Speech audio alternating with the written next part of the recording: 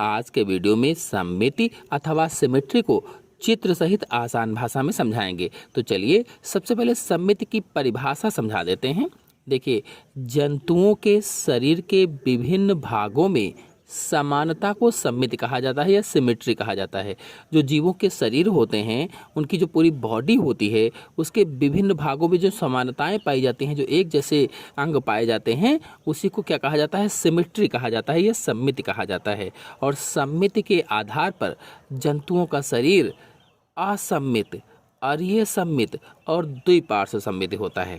असममित यानी एसिमेट्री, अरीय सममित यानी रेडियल सिमेट्री और द्विपार्श्व सममित यानी बाइलेटरल सिमेट्री। तो चलिए इन तीनों को चित्र सहित आसान भाषा में समझाते हैं। तो पहला है असममिति यानी एसिमेट्री। इस प्रकार के जंतुओं के शरीर को किसी भी तल से दो समान भागों में विभाजित नहीं कर सकते। मतलब जो इस प्रकार के जंतु होते हैं, उनको कहीं से भी काटा जाए दो बराबर भागों में नहीं बट पाएंगे, नहीं कट पाएंगे। अधिकांश स्पंजों का शरीर शाखित व अनियमित होने के कारण असममित होता है। मतलब स्पंज जो होते हैं, इनका शरीर असममित होता है या स्पंज एसिमेट्रिकल होते हैं। देखिए, जैसे ये एक स्पंज है, अब इसको कहीं से भी आप काटिए तो बराबर भागों में नहीं कटेगा। कहीं से भी आप काटोगे बराबर भागों में नहीं कटेगा। तो स्पंज क्या है?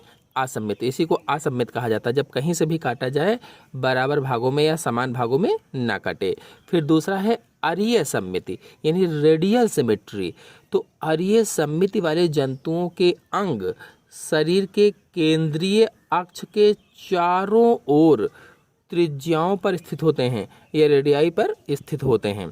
अतः इनके शरीर को यदि एक से अधिक व्यासों पर काटा जाए तो कटे हुए भाग संरचना और अंग विन्यास में समान होते हैं।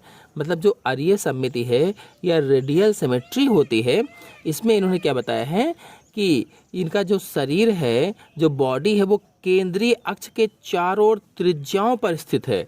तो इनको कहीं से भी काटा जाएगा, एक से अधिक व्यासों पर अगर काटा जाता है तो समान आते हैं। सभी भाग क्या होते हैं? समान आते हैं। इनकी संरचना और अंग विन्यास समान होते हैं। तो किनमें होता है?